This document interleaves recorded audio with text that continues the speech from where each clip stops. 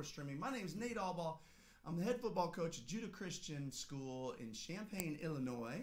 I'm Tim Turner, head football coach at the Champaign High School in Champaign, Illinois. And we are live on YouTube. YouTube and Twitter? Twitter? No, not Twitter now. Not Okay, Twitter. okay. We're setting everything up. Okay, So okay. we're rookies. The hardest thing is not looking down at the screens because the screens themselves are lagging from live. So it's weird if you look down. So you can't look down. I'm not. I'm looking at you all. Our goal right now is to go about 10 minutes live. Sure. We're still testing our systems and everything. Our goal is to be able to go live often and just have good discussions, good coaching discussions, whether we have guests or I don't know. I don't want to put this big plan out together. I just know that we would like to go live as much as we can because we know that live is the only way to have actual discussion with coaches out there. So that's our goal. So if you're on YouTube with us, joining us, we want to encourage you to leave a comment and participate. So we've got the screen here pulled up so that we can see your comments if you comment. Yep. So start off by, we would love to know where you're from. Who are you? Where you coach? What level do you coach? Again, we've got to get some conversation started. So again, this is a 10-minute effort at some conversation. We know that there's some glitches in our video or some glitches in our audio. Video, though, man. It's good I know, video. but I think we're on to really something here if we can nail it down. But again, keeping our show short so that we can work through all these glitches. Sure. I'm with it. Let's go. Say hello to David Freeze. David Freeze is here for one purpose. That's to hold our lapel mic. Right? My man, David. The last piece of the puzzle of this setup is one good mic. I want to bring it in from up top on a boom. Right. But not in yet. We're testing all the rest of the systems first. And as long as all the rest of the systems work, we'll get that. We'll invest in that microphone. Sure. But anyway, the topic for today. Hey, we have somebody that's checked in. We got Ben Pollard from Clarksville, Tennessee Middle School. Welcome, Ben. We appreciate you joining us, bud. Heck yeah, Ben. Thanks for being here, man. Would love to know how long you've been there. This is my 18th year coaching. How long you been at it, Ben? How about you, Coach? I've been in 18 years, only 12 in the high school ranks, but I've been in 18 years as well. And then how did you go from youth ball into high school ball? Well, it was funny. I started youth football just as an assistant coach, hanging out with my son, just, doing something. He had to be at practice, so I was going to be there as well. The following year, when his varsity team came up, there was no coach for that team. And I thought, why not give it a try? I thought, hey, I'm going to do this for a year or two while my son's there, have some fun. We all think we know how to coach football. So I was that dad. I absolutely was that dad. 2 years in, I got kind of hooked. I went to my first clinic, and I was hooked. I got a bit of being around the guys and talking the game, and I loved it. I had been, like I said, a youth football coach for the team that actually fed to Central. Nobody had contacted me. A guy named Dave Jacobs came in. Dave contacted me. Hey, I hear a lot of your kids will filter into my school. Just want to touch base with you. And we built a relationship. And next couple of years, he invited me over to be the freshman head coach, and been there ever since. That's the thing. If you're a good dude, you just got to get your foot in the door. Yeah. And that's what it was for you. Look, we got some conversations. So thankful for some conversation. Coach Steve, Glenbard East and Lombard. Boy, hey, is this the Coach Steve that's the Alabama fan that keeps calling me out on Twitter? Is that this Coach Steve? I bet you it is. That's funny. Let us know. Comment. Is that you, Coach Steve? Coach Pollard said he's been in 7 years as the O-line coach, huh? Oh, that's awesome, man. Hey, good. Coach Steve said, roll Tide. Man, that dude. And he's a UCF hater, too. Is he? Okay. Man, Coach Steve. But, hey, Glenbard East had a year this year. Yeah. Glenbard East, I think you guys went 9-0, didn't you, Coach Steve? I mean, it was an impressive year. I've heard they've had it coming. They've been turning it over. So that's awesome. Because I know, Steve, you were looking for a place, an Oakwood alum. Yeah. And Steve's was looking for a place and landed at Glenbard East. Well, that's a heck of a place to land. Yeah, right? You're looking to land 9-0. Somewhere. Those Glenbards play some real football. You're But what's Coach Ben and them saying? Oh, Coach Ben says, blah to the roll Tide. Amen, Ben. You're with me. You're with me. I tell you what, I don't feel either way about Alabama one way or another, but I do love the way that their fans are so passionate about their team. I love that. The whole Roll Tide thing, I love that. Hey, But that doesn't mean that just Only because thing they're the I best. love is the Tua Jalen thing. Yeah, That's yeah, yeah. awesome. Okay, That is that is awesome. awesome. And I can't. Yeah, I like to hate on the Tide, but I Sure. cannot hate on that. That has been awesome. You know, and just to talk about that a little bit, Coach, that takes absolutely takes special kids. Those kids have to be special to be able to do that. But that takes a special culture in order to make that something that those kids wanted to do. As a coach, you have to tip your hat to Saban with that culture because that's pretty awesome. I mean, Coach, if I'm being honest, I don't follow them, as closely as some others. I didn't know Jalen Hurts was still there. Right. I thought when he lost the job that he had transferred because that's what they do so often. Somebody mentioned on Twitter, what a great example for our kids. Our kids needed to see this. Boy, how right were they? Our kids needed to see that, and they did. But Steve was that. Yep, they went 9-0 at Glenbard East. That had to be a blast. Let us know what your role was this year, Steve. But we're talking offenses changes.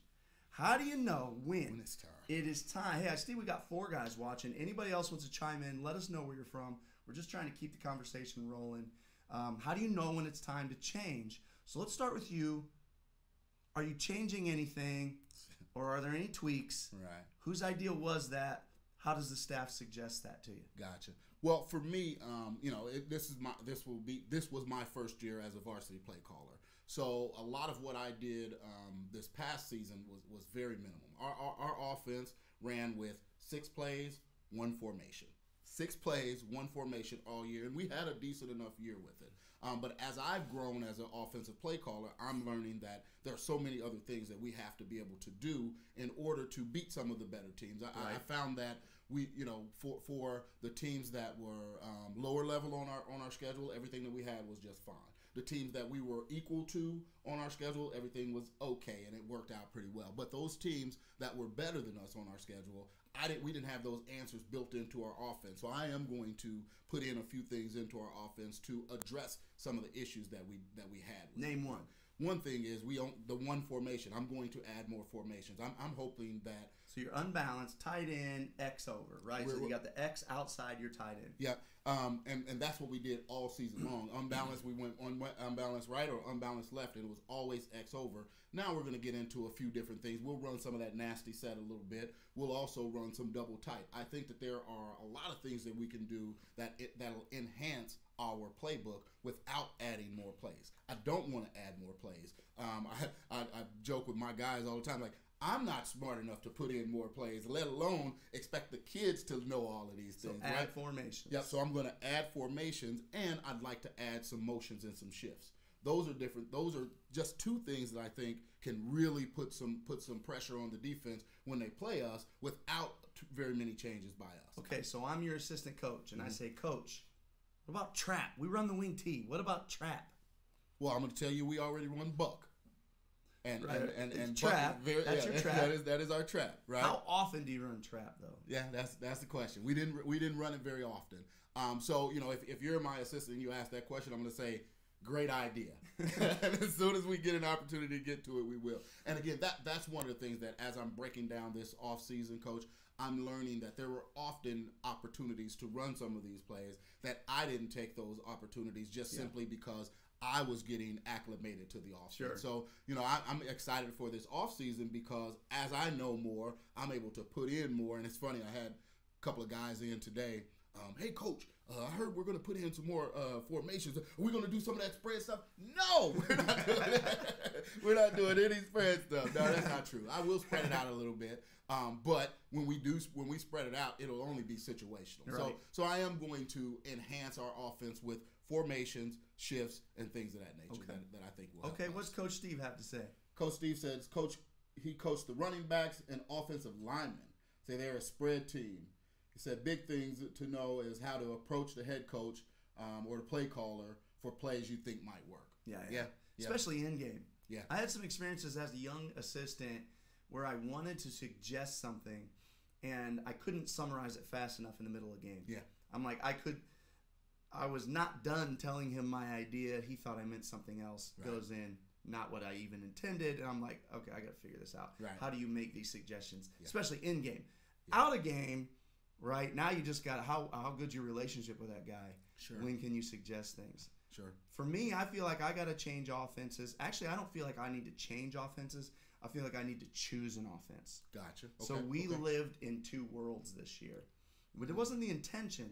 But what happened was we wanted to go to one thing, which was everyone on Twitter, Coach Steve wants me to run. Right? And then we have stuff that I know. Right. Gotcha. Right? Gotcha. So we lived between these two worlds, and it was okay. We moved the ball fairly well for what we had. But I don't think you can maximize until you decide which world you're in. So I need to pick one. We lived in between two worlds, and the result, in my opinion, was mediocre at both. Right. Now, here's a question for you. How much of that living in those two worlds were due to the fact that you're still getting to know your kids? Yeah, maybe some. Because, for my situation, over the summer, I would have 7 kids there one day. Sure. Right? So I don't even know who's really going to come. Then this star tailback shows up 2 days before day one. Right? I get an email that says, I remember you sent him to get a helmet. And I want that kid. Yeah. So he shows up, right? That changes things. So, things do change. But I think I really need to choose one. Sure. Now, it's hard for me because the world tells me that the obvious answer or choice is this, right? The fancier thing that looks more like what everyone else is running. That's what the world tells me is smart. But honestly, the further and deeper I look into it, I like the other stuff. I like the stuff I know. I like being under center. And to me, I don't even think it's the stuff I like. I really think there's a big chunk of me that thinks it's better. It is. Sorry to all you people. I do. Is better. Wait, but you said you said something about the world saying what might be best. If I've learned anything from you, was that you go with what your gut says, and you be stubborn about it. I think. I mean, and for those of you that don't know, I took over for Nate. And when Nate first came, one of the first things he did, we were running a hodgepodge of offensive schemes, and wing T was what we were going to do. And the conviction that you came with, it didn't matter what anybody said. It was this was the way we were going to do it, and this is what you felt like was best for our program, and you made everybody buy into it. I think that's the key, rather than going back and forth with what's the hot new, the hot new offense.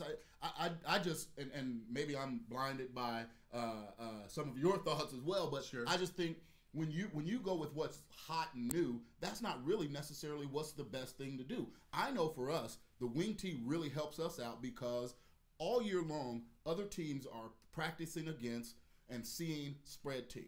So when a team comes to play us comes to play defense against us, they have not seen that wing tee very often. Right. And so that's why one of the reasons I think I'll often stay away from any of this stuff that everybody else is doing. Yeah. Because I want you to spend a little extra time preparing for what it is we're trying to do. And I mean, I think worrying about what everybody else is doing, I think you're getting yourself in a problem there. Right. Again. One of the best things you did, and this is a little therapy, guys. We appreciate you listening. We have a little therapy amongst one another all the time. But one of the best things you did was say, this is what works, and I know that this will help to turn around our program. Sure. And in 5 years, it helped to turn around the program. So I think you stick with what you know. So when I'm living in between these two worlds, you say, do what I believe in. Do what you believe in, and scratch the one from the world. I mean, because again, you have the kids that you have. The football that they know is the football that you teach them. That's true, right? They don't know anything other than what you tell them. And I mean, I've seen you pound the soapbox a time or two. And if you tell these kids that this form of offense is the best to get the job done in 8-man football, I have no doubt that they'll believe you. That's true. And roll with that. I just think a team has to stay. You can't live between going back and forth with something, because if you're what's that old saying? If you do 10 things, how can you really be good at one? Right? Like, you can't really be good at doing one thing if you're going to go back and forth in between two different worlds. Well, in our time, I have tried changing offenses 2 times. Right. Both ended poorly. Sure. Well, one didn't end poorly, but it didn't last very long. Right. Lasted from like March through May. Sure. And I said, the heck with this. We're wing tee. Sure. And then the other did end poorly. I mean, I lost a staff member. Partially, there might be things he did wrong, but there were parts of it that I handled wrong, and I put him in a really tough position. all through trying to change an offense to something I wasn't convicted about. All right. So that's a question. How do you as a coach, and I don't even think we have time to really talk about this today, but I think that's the tough part, is that when do you truly as a program go, we are changing offenses? Right. See, and I just feel like that has to be kind of to the head coach. When the head coach becomes convicted about it, then there's that time to change. Because, you know, I feel like... And it has to come from the head coach, yeah, it has to come from the head coach. Because otherwise we get what happened to us, where we lose somebody because exactly. my conviction wasn't there. Exactly. And I think when the head coach says, this is what I'm comfortable with, mm-hmm. and this whether the head coach is the offensive coordinator or not, but if the head coach says, this is what I'm comfortable with, and this is what we'll run, because ultimately, and that's how I ended up choosing to run wing T instead of doing anything else. Because again, I hadn't coached offensive football for quite a while. Yeah. The offensive football that I got was from our squad, so just being around a little bit, and so I knew that there were going to be times when things went wrong.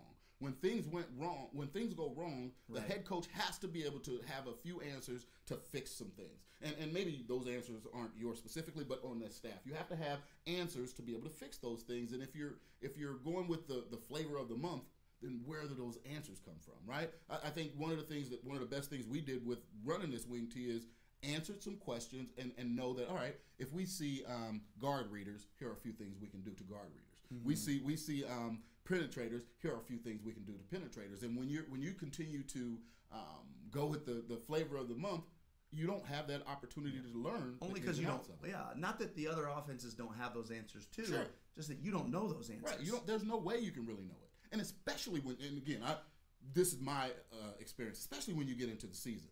Once you get into the season, man, you better be able to answer the questions that are going to come up. And that's how I ended up settling on a handful of plays and one formation, because like I knew there were going to be questions come up. Yeah. I have to be able to have some answers, and that was the only way to do it. What's Coach Pollard have to say? A couple more comments on there before we sign off. Coach Pollard said he said the big things to know how to approach the coach.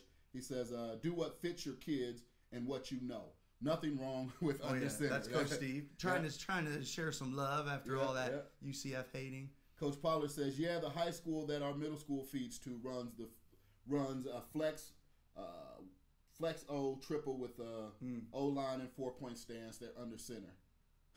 Coach Pollard, flex bone. So does Coach Pollard. Does your squad run that too? That's what I would want to know. Do you guys run it? How does it go into the middle school? All right, well, if you are watching now or you watch this later, comment below. How do you know when it's time to change offenses? I do think it's got to be a conviction from the head coach, and I think it needs to be more than you didn't score very many points that year. There needs to be something deeper, because a lot can go into that. Yeah. The personnel from that year can go into that. So there's got to be something going on that convicts you. And I think what it ultimately boils down to, and with everything, every offense could work. Yeah. It's how well can you execute it. So it comes down to, what do you feel is the best for your program? What do you feel is the identity that your program can hold on to? All right, man. Hey, I feel like that was a good live show. I thought so too, Coach. We'll see if the video even turned out right. Probably nobody could hear us the whole time for as far as we know. Hey, everybody heard us. David Freeze is on point, baby. David Freeze mic. It might be hard to go away from the David Freeze mic at this point. Awesome. All right, we're out of here. Thank you guys for watching us. We appreciate you. We'll see you next time.